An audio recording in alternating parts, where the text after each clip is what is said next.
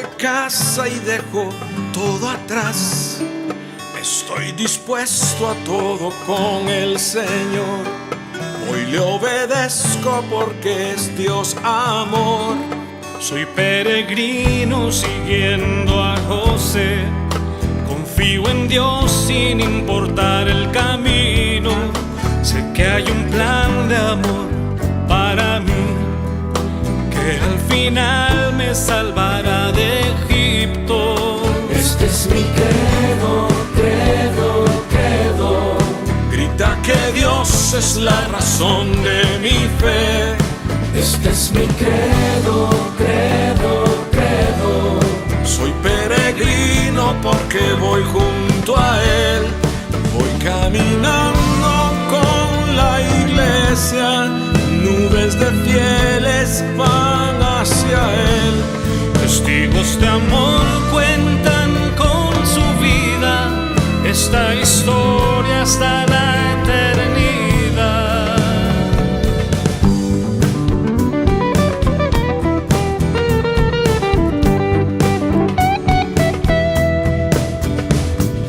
Credo, credo, credo. Credo, credo, credo. Credo, credo, credo. Soy peregrino con gente de a pie, santos sencillos que esparcen la fe. En Dios el Padre, en Jesús y el Espíritu, pueblo de Dios, iglesia peregrina. Este es mi credo, credo, credo. Grita que Dios es la razón de mi fe. Este es mi credo, credo, credo. Soy peregrino porque voy junto a Él. Voy caminando con la iglesia. Sé bien en quién creo con toda certeza. Unido al canto de María, los apóstoles proclamo la fe. Credo, credo, credo. Credo, credo, credo. Credo, credo, credo.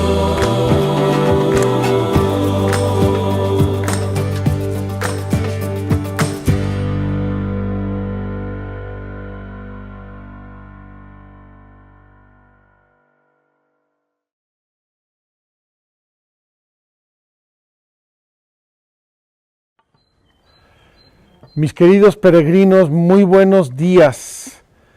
Seguimos caminando por la Tierra Santa, por los hechos de la Biblia y de la revelación de Dios.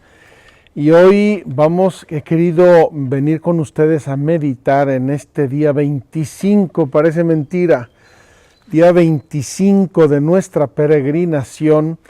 He querido venir al Monte Carmelo, Vamos a hablar hoy y terminar de hablar del Espíritu Santo, cosa que me da muchísima pena, porque en nuestro credo, en la división que hemos hecho de nuestra peregrinación, hemos dedicado solo 2 días al Espíritu Santo, pero los próximos días que hablemos de la iglesia, perdón de los pecados, vida futura, etcétera, también va a ser en este grande capítulo de nuestra peregrinación el Espíritu Santo. Quiero mostrarles con mi super mapa tecnológico dónde estamos. Miren, aquí está el mar de Galilea y aquí está Magdala.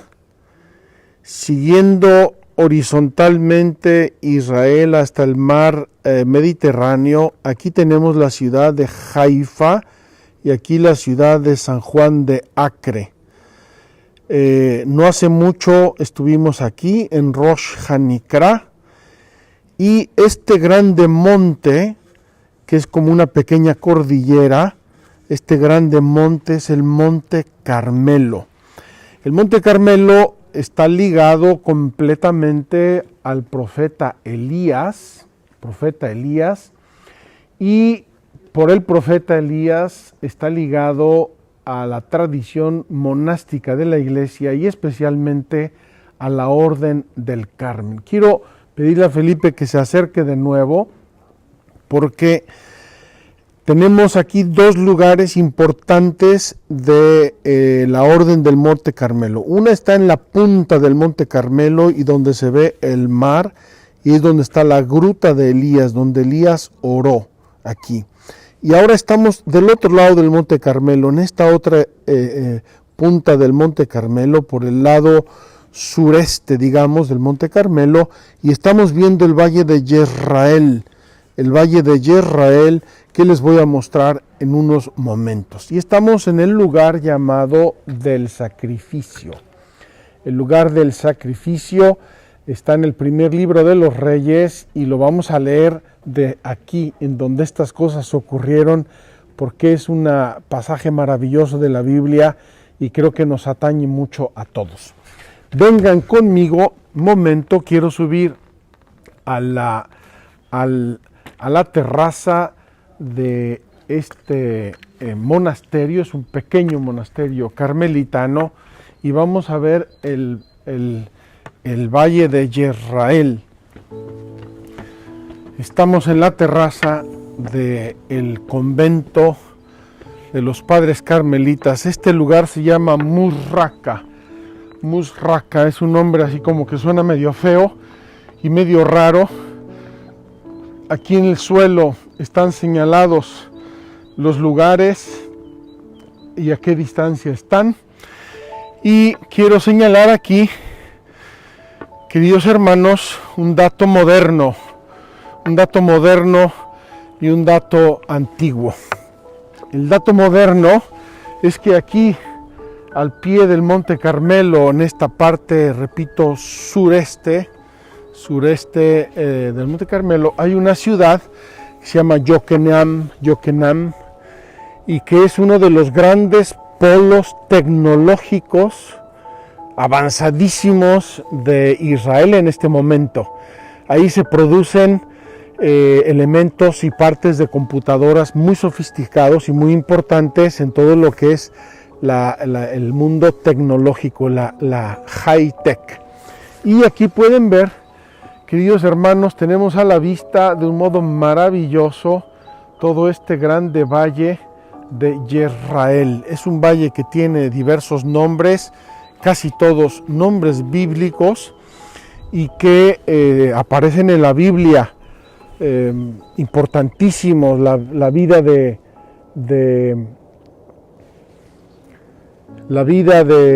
David, de Saúl, de Elías, de la profetisa Débora y muchas cosas más. Voy a intentar señalarles un pequeño montículo, a ver si Felipe nos ayuda, un pequeño montículo que está al pie del monte. Miren, queridos hermanos, ese montículo que estoy señalando con mi superbáculo, ese montículo pequeño, en ese montículo es donde el pueblo mató a los falsos profetas después del milagro que hizo Elías y que vamos a comentar. Al pie de ese montículo pasa un arroyo que se llama Kishón, que aparece también en muchas ocasiones en la Biblia. Vamos a bajar a donde está la escultura de Elías. Felipe, si quieres ver por allá brevemente, se ve el mar Mediterráneo desde aquí. Estamos en esta pequeña cordillera que se llama toda ella el Monte Carmelo, que es preciosa, llena de bosques. En esa dirección está Cesarea Marítima, donde tenemos que ir, y está el Mediterráneo un poco más al sur del que habíamos visto ya hace unos días. Precioso este lugar, y además nos ha tocado un día espléndido después de varios días de lluvia, y se esperan otros días de lluvia, pero nos ha tocado un día verdaderamente precioso, gracias a Dios, y que Dios les regala a ustedes, queridos peregrinos, para que puedan disfrutar de la Tierra Santa desde estos lugares maravillosos. Allá en el fondo, acabo de ver, y es la primera vez que lo veo, me parece que se está construyendo un nuevo aeropuerto para el norte de Israel. Había yo escuchado en las noticias, pero no lo había yo visto. Ahora hace años que no vengo aquí y ahora estoy viendo que hay ahí la infraestructura de un nuevo aeropuerto, y detrás de ese aeropuerto se debería ver, pero hoy no se ve, el Monte Tabor, y también un poco a la izquierda la ciudad de Nazaret. Vamos abajo y vamos a reflexionar, queridos hermanos, en un gran profeta. Quise venir hoy a hacer aquí la catequesis sobre el Espíritu Santo, porque dice el credo que el Espíritu Santo habló por los profetas, y quiero verlo encarnado en la persona de Elías, porque es fascinante el modo como Elías verdaderamente fue un instrumento de Dios, y cómo Dios y el Espíritu Santo lo usaron en un momento muy decisivo, muy clave de la historia de Israel. Vamos pues delante del profeta Elías, una escultura muy interesante que tienen aquí los padres carmelitas, y allí vamos a iniciar nuestra catequesis. Queridos peregrinos, aquí delante de esta maravillosa escultura de Elías, que tiene a sus pies una presentación que hace el libro del Eclesiástico en el capítulo 48. Surgió Elías, que era un fuego, y su palabra era una antorcha encendida. Elías es el símbolo del fuego del Espíritu Santo.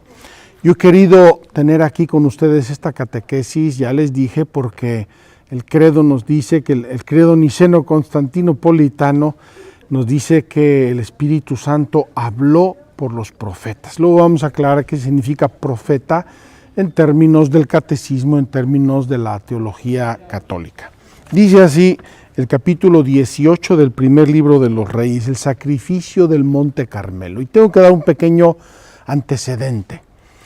Elías vivió en un periodo políticamente convulso. Ahab, el rey, ya se había establecido el reino de Israel contra el deseo de Dios, pero insistieron los israelitas que querían un rey, y dice Dios, bueno, ahí les van los reyes, pero se atienen a las consecuencias. Y además, Ahab se había casado con una extranjera idólatra que adoraba a los dioses del Baal. Los Baales, era de la zona del actual Líbano, no muy lejos de aquí. Y esta mujer, una mujer intrigante y muy difícil, se ve de carácter por lo que nos dice la Biblia, pues instigaba al rey a perseguir a los profetas de Yahvé, montaron altares a los dioses de Baal y persiguieron la religión con todas sus ganas, hasta el punto que dice la Biblia que quedó solamente Elías fiel a Dios. Imagínense por un segundo lo que significa eso en un reino, en un territorio, en un país, que solamente una persona quede fiel a Dios. Y este fiel a Dios fue perseguido a muerte por todos lados, Bueno, el capítulo 18 sería muy interesante leerlo completo, pero voy a comenzar desde el versículo 20, el sacrificio del Carmelo. Estamos en el Monte Carmelo. Ahab envió a todos los israelitas y reunió a los profetas en el Monte Carmelo, a toda la población y todos los profetas. Elías se acercó a todo el pueblo y dijo, ¿hasta cuándo vais a cojear con los dos pies? Si Yahvé es Dios, seguidle. Si Baal, seguid a este. Decídanse qué Dios van a seguir, pero que sea verdaderamente Dios, dice Elías. Pero el pueblo no le respondió nada. Sabían que tenían la conciencia medio suciona. Dijo Elías al pueblo, he quedado yo solo como profeta de Yahvé, mientras que los profetas de Baal son 450. Que se nos den 2 novillos, que elijan un novillo para ellos, que lo despedacen y lo pongan sobre la leña, pero que no pongan fuego. Yo prepararé el otro novillo y lo pondré sobre la leña, pero no pondré fuego. Invocaréis el nombre de vuestro Dios, yo invocaré el nombre de Yahvé, y el Dios que responda por el fuego, ese es Dios. Todo el pueblo respondió, está bien.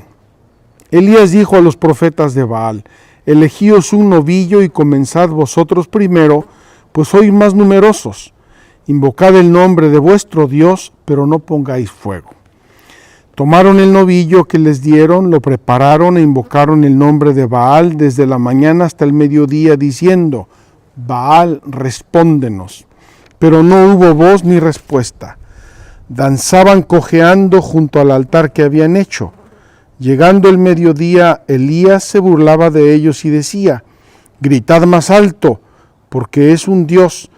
Tendrá algún negocio, le habrá ocurrido algo, estará en camino, tal vez esté dormido y se despertará.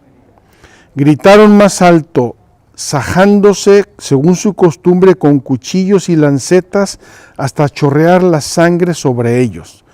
Cuando pasó el mediodía se pusieron en trance hasta la hora de hacer la ofrenda, pero no hubo voz, ni quien escuchara, ni quien respondiera. Entonces Elías dijo a todo el pueblo, acercaos a mí. Todo el pueblo se acercó a él, reparó el altar de Yahvé que había sido demolido. Tomó Elías 12 piedras según el número de las tribus de los hijos de Jacob, al que fue dirigida la palabra de Yahvé diciendo, Israel será su nombre.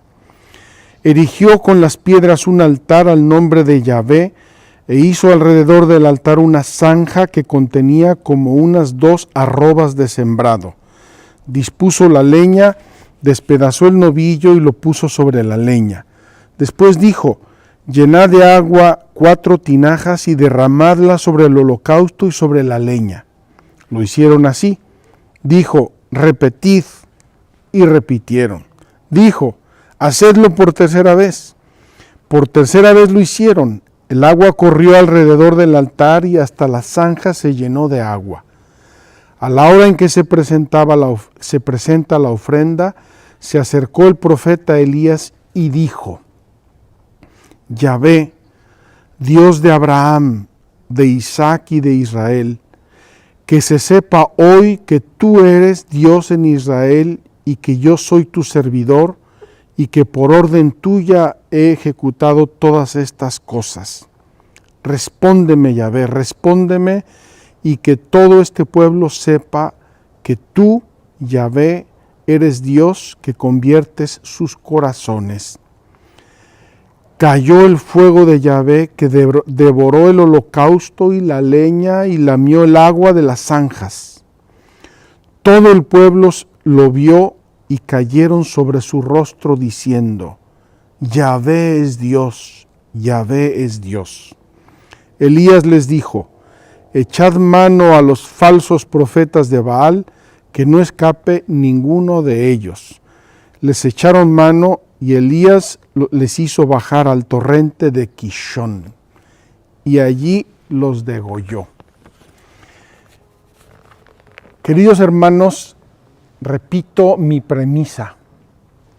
Un momento dificilísimo de la historia de Israel, en que el pueblo es perseguido, los fieles a Dios son perseguidos, los profetas son perseguidos y queda solo Elías.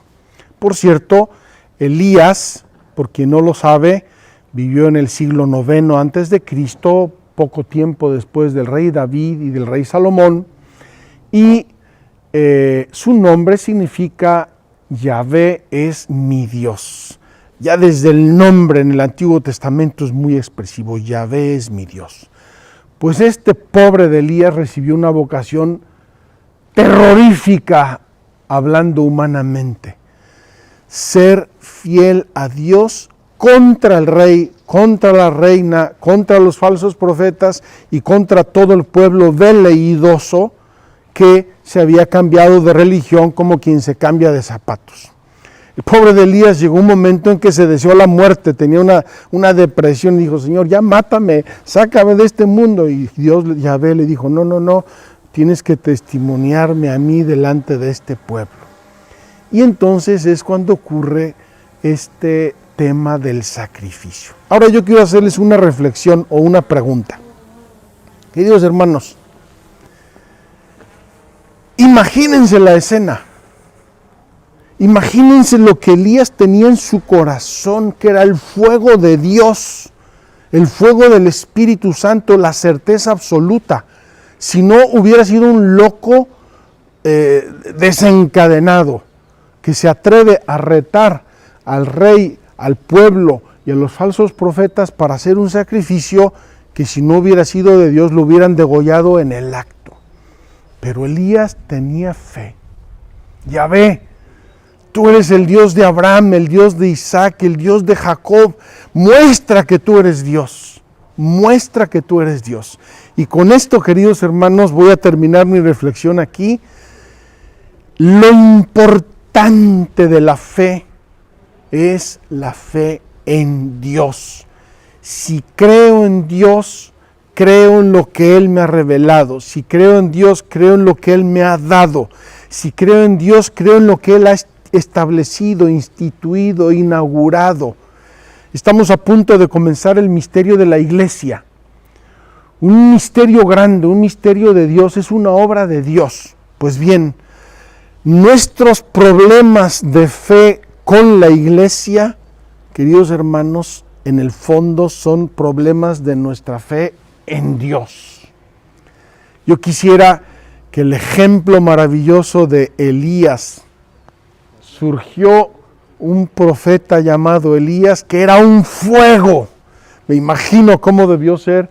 Ahí aparece con la espada de Dios en las manos y cortando cabezas a todo tren. Porque lo que se jugaba el pueblo de Israel no era poco. O Yahvé es verdaderamente el Dios único, verdadero y cierto y debemos creerlo y obedecerle a Él, o son otros dioses y Yahvé pasa y lo ponemos en un armario como una figura histórica. Queridos hermanos, el tema no es poco y el tema no es de hace 3000 años. El tema nos atañe a nosotros y atañe al mundo de hoy. O Yahvé, Dios, es Dios, nuestro Dios Padre, Hijo y Espíritu Santo, la Santísima Trinidad es el Dios verdadero, o a qué dioses vamos a seguir. Me encantaría que esta peregrinación nos pusiera un poco a todos y a mí mismo entre la espada y la pared. O creo en Dios y con todas las consecuencias, o estamos jugando a la religión. Estamos en el supermercado de la religión. Ahora eran los profetas de Baal, luego llegaron los dioses griegos y luego llegaron y vamos cambiando de Dios según nos antoje cambiar las calcetas. Qué hermoso este pasaje y qué hermoso leerlo aquí en el Monte Carmelo donde esto ocurrió. Queridos peregrinos, logramos pescar aquí un momentito al padre Julio, carmelita, descalzo, español, originario de Albacete y que amabilísimamente nos ha permitido entrar a hacer este programa para ustedes. Padre Julio, tenemos aquí a muchos peregrinos virtuales, no virtuosos, eso no lo sé, virtuales. Y estamos hablando de la fe. Tú que eres el custodio de este lugar santo, bíblico, ¿qué les dirías a nuestros peregrinos sobre la fe en Dios? Pues la fe tiene dos vertientes, digamos, dos dimensiones. Está la fe que nos propone la Iglesia, que son las verdades que hay que creer, Dios, Padre, Hijo, Espíritu Santo, la Trinidad, la Iglesia, todo lo que encontramos en el credo, y la fe como abandono en las manos de Dios, como confianza en las manos del Padre. Esas son las dos dimensiones que veo yo en la fe. Y la fe también, ahora que estamos delante del profeta Elías, como opción de vida ante otros ídolos, ante otras realidades que nos apartan de Dios. Entonces el profeta y este lugar santo es digamos un icono de lo que nos dice el profeta, ¿no? ¿Hasta cuándo vais a estar cojeando de un pie o del otro? Si existe Dios, vamos a creer en Él. Entonces, Y para vamos mí, a confiar en y Él. confiar en Él y poner toda nuestra vida, o sea, personas de un solo amor. Eso, la persona que tiene fe es la persona que está orientada solamente en el amor de Dios. Padre Julio, muchos de nuestros peregrinos virtuales y mucha gente y parientes nuestros están sufriendo tremendamente por el coronavirus y todas las consecuencias que ha tenido esta famosa pandemia. ¿Tiene nuestra fe un mensaje para nosotros en este momento, aquí desde el Monte Carmelo? Yo creo que sí, es importante y yo estoy viviendo ahora, recibiendo ecos también de personas consagradas que desgraciadamente para mí están viviendo una fe un poco frágil. O sea, tenemos las tres virtudes teologales, ¿no? La fe, la esperanza y la caridad. Bueno, pues la esperanza, que es la pequeña de las tres virtudes, es la que tiene que tomar fuerza ahora y arrastrar las otras dos, porque a veces me da la impresión de que estamos, sobre todo la gente que ve y estamos ya tocando el final de los tiempos, que Dios con esto, y está viendo todo como muy gris, muy escatológico, muy como que hemos hecho algo mal y entonces Dios nos está castigando y esto es el final. Bueno, pues yo intento siempre transmitir una palabra de esperanza. O sea, es la fe confiada en Dios, es la que tenemos que intentar vivir ahora. Además, Jesús, cuando le preguntaron por el fin de los tiempos, Él dijo que ni Él lo sabía, que solamente lo sabía el Padre. Eso es. Pero ahora tenemos muchos profetas que dicen que ya llegó el final de los tiempos. Yo creo que falta mucho, queridos hermanos, confiemos que este periodo es una poda al árbol, una poda dolorosa, pero este árbol, como estos olivos maravillosos que tiene el Padre Julio, van a reverdecer y va a aparecer una nueva etapa de la vida del mundo y también esperamos de la vida de la Iglesia. Padre Julio, muchas gracias. Muchas gracias. Encomienda a nuestros peregrinos desde este lugar para que hagan una opción como la de Elías. Dios, Dios, Dios. Sí, o sea, yo invitaría a los que cuando pase este momento de pandemia, pues los que tengan ocasión que vengan a este lugar, que es un lugar ecuménico, o sea, el profeta es padre espiritual de las tres grandes religiones monoteístas. Y todos los que vienen aquí vienen precisamente para afianzar su fe, para decir, si vienen los catecumenales, quita los ídolos de tu vida. Si vienen otro tipo del séptimo día, o sea, todos es orientar nuestra vida hacia Dios como confianza, como abandono, con esa esperanza de que Dios conoce mejor que nosotros lo que nos conviene y nos lleva siempre de su mano. Ese es el mensaje que yo os daría y os invitaría a vivir si algún día tenéis ocasión de venir a Tierra Santa, venir a Deir el-Múrraka, a esta casa, el sacrificio del profeta Elías. Mil gracias, Padre Julio, que Dios te lo pague. A vosotros. Queridos peregrinos, la segunda parte de nuestra catequesis la vamos a hacer aquí en medio del Monte Carmelo. Ya les dije que Monte Carmelo significa Jardín de Dios y no es gratis el nombre. En este monte desde toda la antigüedad se dieron cita profetas, santos, ermitaños y también en el Nuevo Testamento, y por ese motivo nació en este monte la Orden del Carmen. La Orden del Carmen inicialmente eran muchas personas santas que se dispersaban por este monte y vivían aquí, comiendo pobremente, viviendo en las grutas, solitarios, rezando, sacrificándose, hasta que en el año 1208 el patriarca San Alberto de Jerusalén los convocó y les dio una regla de vida. Quiero por esto aquí, desde el Monte Carmelo, muy cerca de Múrraka, que ya visitamos, hacer la segunda parte de nuestra catequesis. Y quiero tomar hoy como base de nuestra segunda parte una promesa maravillosa de Jesucristo en el capítulo 7 de San Juan. Capítulo 7 de San Juan. Este capítulo tiene un contexto importantísimo según el Evangelio de San Juan, que es la fiesta de las tiendas o de los tabernáculos.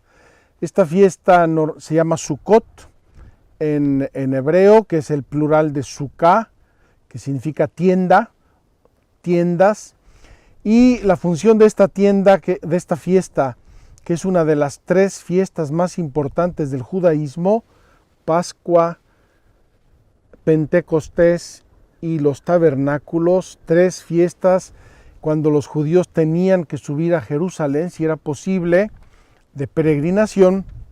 Esta fiesta tenía 2 finalidades, 2 significados, y yo creo que Jesucristo quiso recogerlos. Jesucristo no hacía nada al azar, todo tenía un sentido, un contexto, una finalidad, un significado profundo. La fiesta de las tiendas, y esta fiesta Jesús la va a aprovechar para enfrentar la grande repulsa del judaísmo oficial de su tiempo. En esta fiesta, cuando sube Jesús a Jerusalén, lo van a atacar, le van a decidir matarlo, van a quedar atónitos, pero ¿cómo un Galileo? ¿De dónde salió? ¿Quién es este? Nadie sabe quién es, etcétera, etcétera. Bueno. Y por otro lado, Jesús va a hacer una grande revelación mesiánica. Y ahora les digo por qué. La fiesta de Sukkot tiene 2 significados. Primero, tiendas de campaña, diríamos nosotros actualmente. Recuerda los avatares del pueblo de Israel en el desierto, cuando andaban de nómadas viajando por el desierto, y sabemos que anduvieron 40 años. Ese nomadismo del desierto le dio al pueblo de Israel muchos significados, por ejemplo, que estamos de paso por el mundo, por ejemplo, que somos todos viajeros y peregrinos, por ejemplo, que no tenemos una demora, una habitación estable en este mundo. Nuestra habitación y nuestra casa es el cielo. Salimos de Dios y vamos para Dios. Todo eso está significado en el término Sukkah o Sukkot, las tiendas. Cuando Pedro en la transfiguración le dice a Jesucristo, hagamos 3 tiendas, es porque la transfiguración ocurrió con altísima probabilidad histórica y sobre todo teológica en esta fiesta de los tabernáculos. El segundo significado es que es el final de las cosechas. La fiesta de Sukkot normalmente cae entre mediados de septiembre y mediados de octubre. Para nosotros es variable porque siguen los judíos el calendario lunar. Es una fiesta variable y por lo tanto era el final del verano, el tiempo de las cosechas, el tiempo de dar gracias a Dios, de llevar al templo las primicias de las cosechas. En el contexto de esa fiesta, Jesucristo va a hacer una promesa inmensa. Tengo que confesarles que dudé si hacerlo aquí o en las fuentes de Banias, pero como ya mostramos las fuentes de Banias y podemos poner aquí alguna imagen de nuestro archivo, me van a entender perfectamente lo que quiso decir Jesús. Dice así: Jesús anuncia su partida. Jesús dice, me iré, me voy, ya me estoy yendo, me buscarán y no me encontrarán, pero luego me volverán a ver. Y luego promete el agua viva. El agua viva. Dice así: el último día de la fiesta, el más solemne, Jesús puesto en pie gritó: si alguno tiene sed, venga a mí y beba. El que crea en mí, como dice la Escritura, de su seno correrán ríos de agua viva. Esto lo decía refiriéndose al Espíritu Santo que iban a recibir los que creyeran en él, porque aún no había Espíritu, pues todavía Jesús no había sido glorificado, es decir, crucificado. Queridos hermanos, para nosotros que ya hemos recorrido una buena parte de Israel, ya vimos que el río por excelencia, hay otros riachuelos pequeños, el río de Israel es el Jordán, y vimos brotar esos borbotones de agua que nos hacen pensar en esto. Dice Jesús, el que crea en mí, de su seno, de su corazón, de su alma, brotarán ríos de agua viva. Y eso lo liga Jesús, como ya hemos hablado, a su partida, a su glorificación. Quiero con esto pasar muy brevemente al tema del Espíritu Santo. Y hoy tenemos los símbolos del Espíritu Santo. Solamente los voy a mencionar. El agua, dice Jesús mismo, el agua que es el bautismo, la unción con aceite, la unción de los catecúmenos, la unción del bautismo, de la unción de los enfermos, la unción del sacerdote, la unción de las manos del sacerdote, son símbolos del Espíritu Santo, la unción. Por eso ungido es igual que Cristo, Christos en griego o Mesías en hebreo. Jesucristo es el ungido. Apareció el Espíritu Santo sobre él en forma de paloma y es otro símbolo del Espíritu Santo, y por eso se cumple en él la profecía del Mesías de Isaías. El Espíritu Santo está sobre mí. Me ha mandado a evangelizar, a curar, a sanar, a dar la luz, la vista a los ciegos, etcétera, etcétera. El ungido. Jesús tiene completamente la unción del Espíritu Santo. Fuego, ya lo vimos con Elías, y la zarza ardiente también es símbolo del Espíritu Santo, y otros muchos símbolos de la Biblia. Y el mismo Jesús dice, he venido a traer fuego sobre la tierra, y cuánto quisiera que estuviera ya ardiendo. La nube la vamos a ver en nuestra misa de hoy, la nube de la transfiguración, la nube del pueblo de Israel que lo guiaba por el desierto, símbolo del Espíritu Santo. El sello de Dios, por eso los sacramentos que de la unción son los sacramentos que imprimen carácter, es decir, el sello de propiedad de Dios que no quita nada, ni nadie, ni siquiera la muerte. El Espíritu Santo es la mano de Dios. Por eso en la iglesia existe el gesto de la imposición de manos para los sacramentos, sobre todo el sacramento del sacerdocio, la imposición de manos, ahí baja el Espíritu Santo. También el sacerdote antes de la consagración hace lo que se llama la epíclesis, impone las manos sobre las ofrendas y con eso el sacerdote consagra, mejor dicho, el Espíritu Santo a través de las manos del sacerdote consagra el pan y el vino y lo convierte en el cuerpo y la sangre de Cristo. El dedo de Dios, en el Veni Creator, el himno del Espíritu Santo por excelencia, se dice dedo de la diestra de Dios, el que ejecuta las órdenes de Dios, el que las va realizando en la historia. Y finalmente, la paloma, que ya apareció desde el diluvio. ¿Se acuerdan cuando el diluvio Noé manda una paloma que sale, da vueltas y vuelve vacía? Y después de un tiempo la vuelve a mandar y esa paloma regresa con un ramito de olivo en la boca, en el pico. Y dice Noé, ya está terminando el diluvio porque la paloma ya encontró un ramito de olivo. Y ese ramito de olivo es símbolo también de la cruz. En la Biblia todo tiene sentido. El Espíritu Santo se va manifestando desde el Antiguo Testamento de modo velado, igual que Cristo. Por eso la Iglesia lee el Antiguo Testamento a la luz de Cristo y de Pentecostés y va descubriendo, pues mira, ya lo decía aquí, ya lo decía aquí, ya lo decía aquí, ya lo decía aquí. Dice así el Catecismo en el número 702.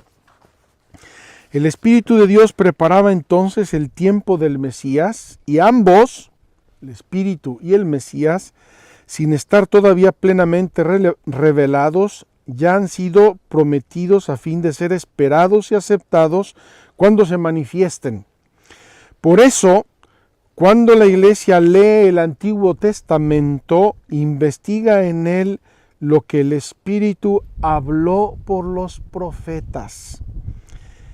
quiere decirnos lo que el Espíritu que habló por los profetas quiere decirnos acerca de Cristo. Y aquí quiero subrayar en este contexto neumatológico qué significa profeta. Profeta en este contexto significa el autor sagrado, es decir, todos los autores que movidos y guiados por el Espíritu Santo nos transmitieron la palabra de Dios, antes y después de Cristo, es decir, en el Antiguo y en el Nuevo Testamento.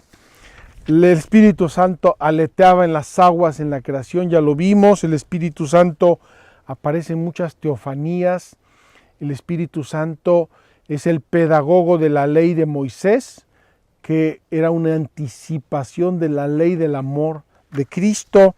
El Espíritu Santo en Isaías, ya lo mencioné, dice este texto maravilloso: saldrá un vástago del tronco de Jesé y un retoño de sus raíces brotará. Reposará sobre él el Espíritu del Señor, Espíritu de sabiduría e inteligencia, Espíritu de consejo y de fortaleza, Espíritu de ciencia y temor del Señor. Rasgos del Mesías que se revelan a través de todo el Antiguo Testamento, también de los cantos del siervo de Yahvé. Podríamos continuar, queridos hermanos, pero quiero pasar a el Espíritu en la plenitud de los tiempos. Y quiero decirles que los dos grandes protagonistas de la plenitud de los tiempos, es decir, de la llegada de Cristo, son Juan el Bautista y la Virgen María. Juan el Bautista, santificado por el Espíritu Santo en el seno de su madre, cuando la Virgen visitó a Isabel, Isabel llena del Espíritu Santo y el niño que saltó en su seno. Y dice el Evangelio expresamente, fue lleno del Espíritu Santo el niño, y que predicaba San Juan Bautista con el Espíritu de Dios. Por eso San Juan Bautista fue acogido en el pueblo de la Alianza como el nuevo Elías. Pero es este Elías, es otro hombre de fuego. Y acuérdense cómo se encaraba Juan Bautista a los soldados, a los escribas, a los fariseos y al mismísimo rey Herodes. Le dijo que no podía él tener a la mujer de su hermano. No tuvo ningún miedo y por eso en parte le cortaron la cabeza. Estaba lleno del Espíritu Santo y es el nuevo Elías. Pero la Virgen María va a ser la obra maestra del Espíritu Santo en la plenitud de los tiempos. De Cristo es obvio porque es Dios y tiene toda su divinidad, todos los dones, todas las carismas, tiene todo Cristo, pero la Virgen María fue preparada por el Espíritu Santo, la Inmaculada Concepción, concibió por obra y gracia del Espíritu Santo, el Espíritu Santo con su sombra, le dijo el ángel, es decir, la nube del Espíritu Santo descenderá sobre ti, etcétera, etcétera. La Virgen María es verdaderamente la puerta de entrada del Mesías, del Redentor, del Santo de los Santos en el mundo, en la plenitud de los tiempos, y por eso Dios en ella hizo maravillas, la llena de gracia. De Cristo Jesús hemos ya hablado y seguiremos hablando.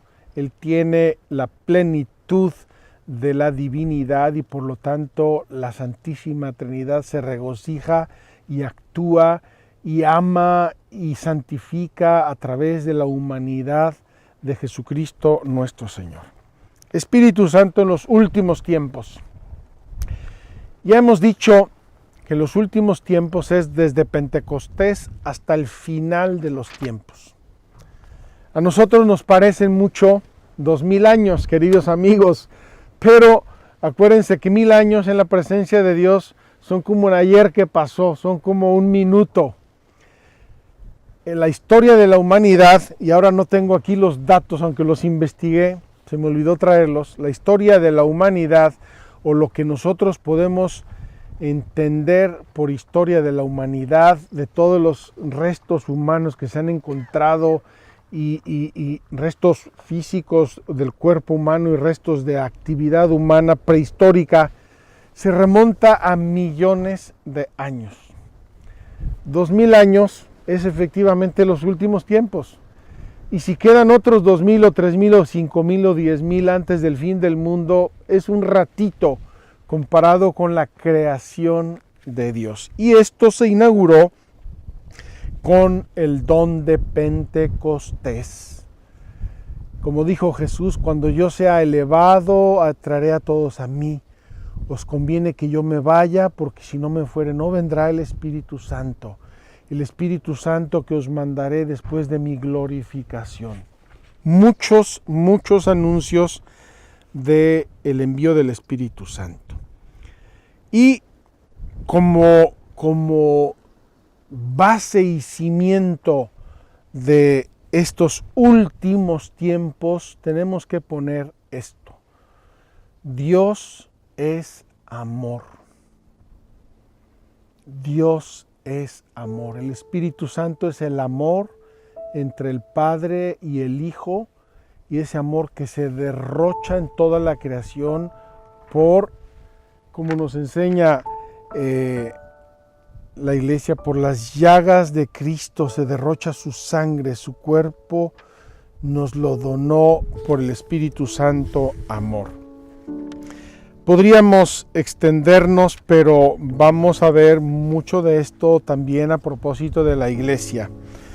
El Espíritu Santo, mejor dicho, la Iglesia es el templo del Espíritu Santo. Mañana comenzaremos, Dios mediante, nuestras meditaciones sobre la Iglesia, y ahí vamos a ver el Espíritu Santo en acción. Ahí vamos a ver el Espíritu Santo que se derrocha en el mundo, en la historia, en la sociedad, a través de sus dones y carismas. ¿Añade algo la Iglesia a la acción de Dios y de Cristo?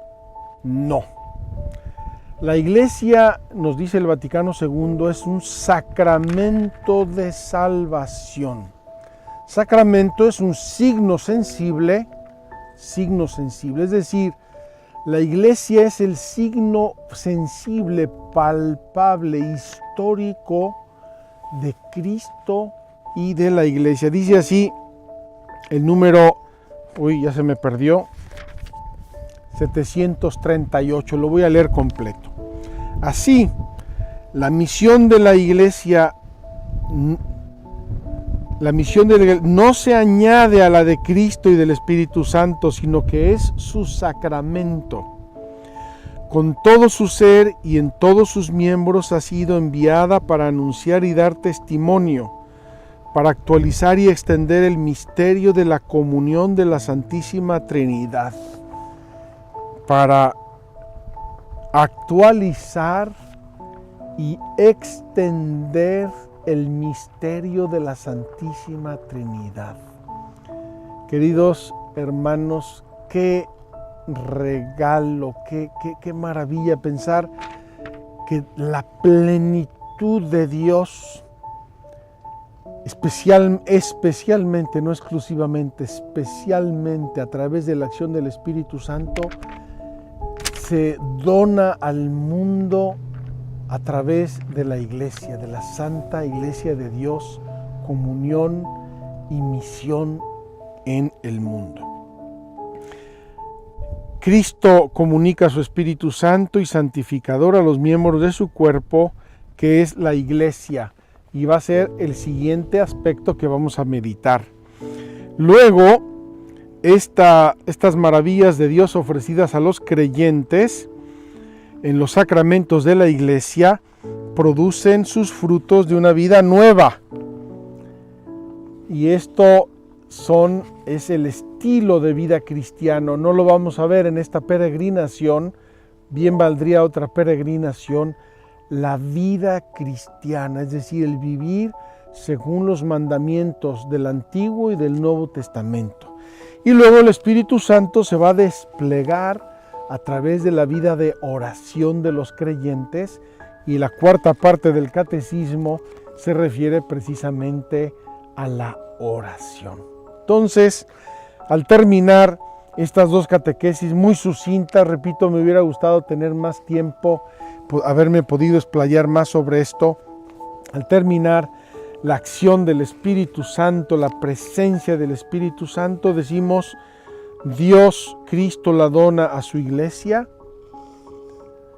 y a través de su iglesia y en la iglesia a través de los sacramentos, segunda parte del catecismo después de la fe.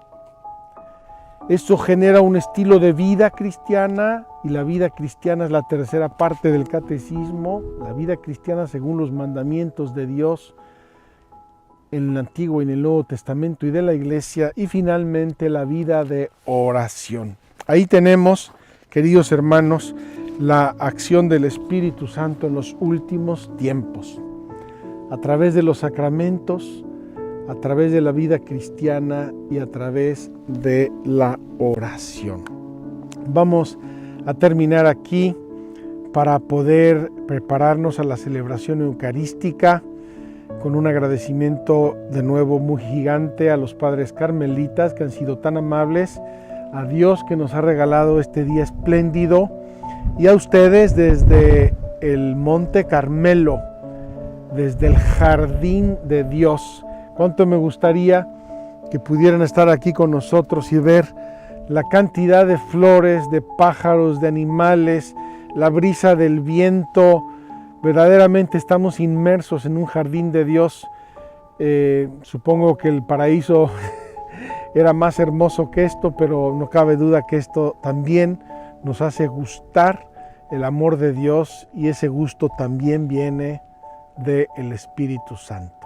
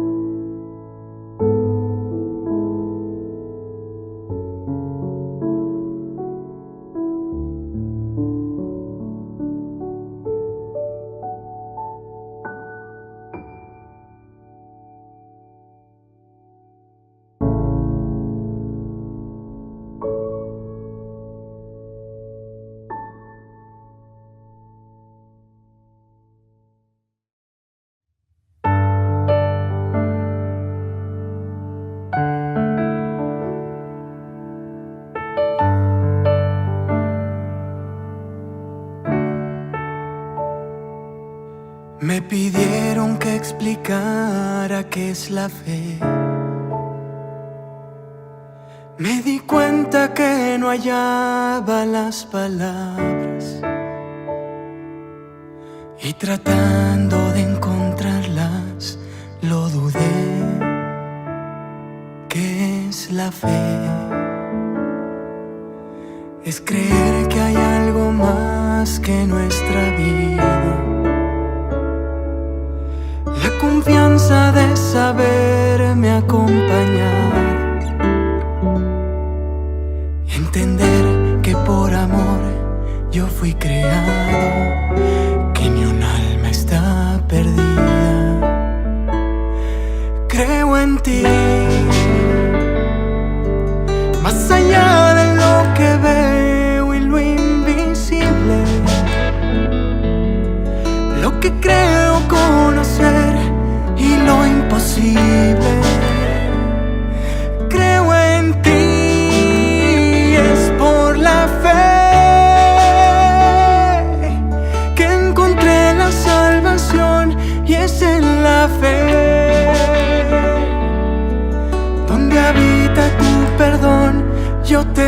tengo fe de que soy amado, que estoy a tu lado, y fue por la fe. Me sané al tocar tu manto, es en la fe donde ocurren los milagros. Tengo fe de que soy amado, que estoy a tu lado, y esto es la fe.